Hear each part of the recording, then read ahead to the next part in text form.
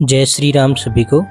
आज हम आपको लेकर चल रहे हैं राम राजा मंदिर, जो कि मध्य प्रदेश के ओरछा शहर में स्थित है। यह मंदिर एक पवित्र हिंदू तीर्थ स्थल है। इसे आमतौर पर ओरछा मंदिर के नाम से भी जाना जाता है। यह भारत का एकमात्र मंदिर है जहां भगवान श्री राम की पूजा राजा के रूप में की जाती है। यह नगरी धार्मिक नगरी के रूप में जानी जाती है। बेतवा नदी किनारे स्थित ओरछा में भगवान श्री राम राजा विराजमान हैं। ऐसा बताया जाता है कि भगवान श्री राम अयोध्या से चलकर रानी कुंवरी की गोद में आए थे। धार्मिक मान्यता के अनुसार राम राजा मंदिर में भगवान दिन में निवास करते हैं, लेकिन रात्रि को शयन के लिए अयोध्या चले जाते हैं। यही वजह है कि उनको भोग का प्रसाद राजश्री वैभव का प्रतीक पान और इत्र होता है। दूर दूर से यहाँ हर वर्ष अधिक संख्या में श्रद्धालु पहुँचते हैं। यहाँ राम राजा सरकार जन जन के आराध्य हैं। ओरछा में राष्ट्रीय अंदाज में राम राजा सरकार विशेष पूजा अर्चना की जाती है और आरती के दौरान उन्हें बंदूकों को से सलामी दी जाती है। वैसे यहाँ सालों भर भक्तों की भीड़ लगी रहती है, लेकिन रामनवमी के अवसर पर यहाँ अद्भुत नज़ारे देखने को मिलते हैं।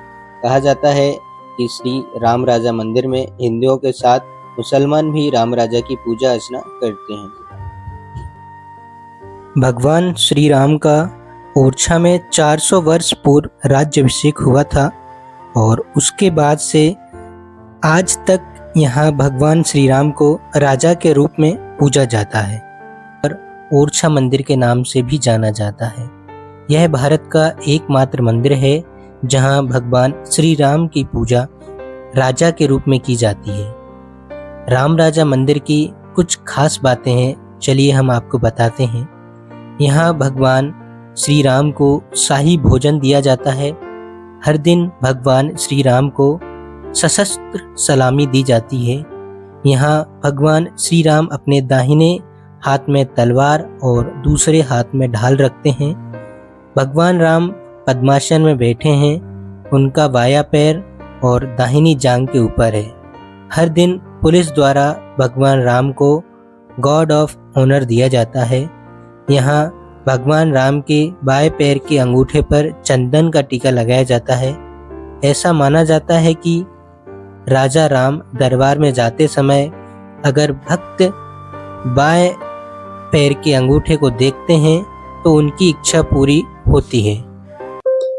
भगवान राम राजा के अयोध्या से ओरछा आने की एक मनोहारी कथा है। एक दिन ओरछा नरेश मधुकर शाह बुंदेला ने अपनी पत्नी गणेश कुंवर राजे से कृष्ण उपासना के इरादे से वृंदावन चलने को कहा, लेकिन रानी राम भक्त थी।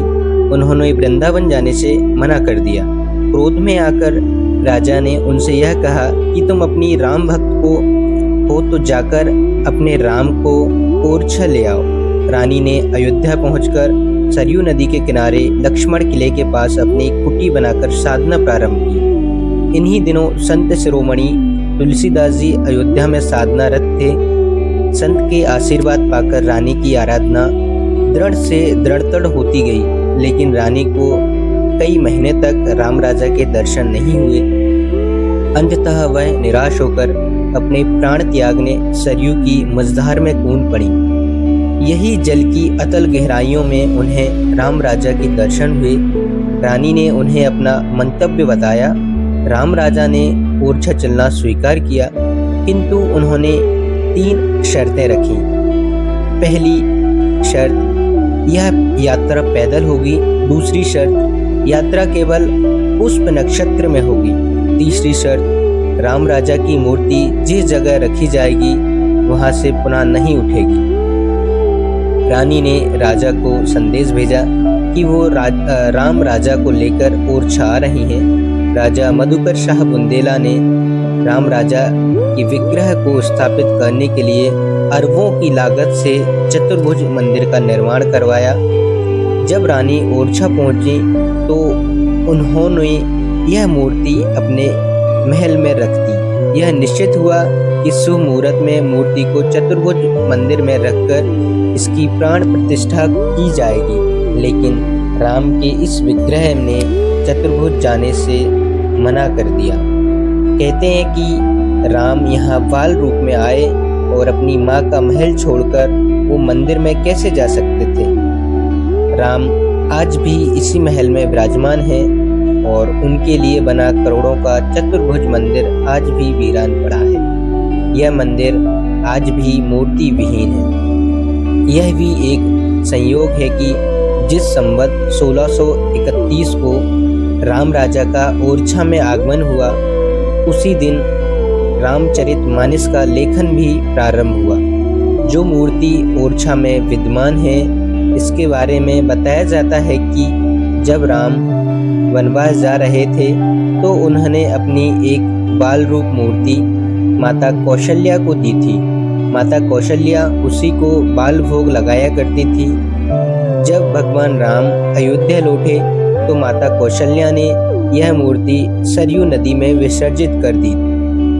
यही मूर्ति गणेश कुंवर राज्य को सरयू की मझधार में मिली थी। यह विश्व का अकेला मंदिर है जहां राम की पूजा राजा के रूप में की होती है और उन्होंने सूर्योदय के पूर्व और सूर्यास्त के पश्चात सलामी दी जाती है।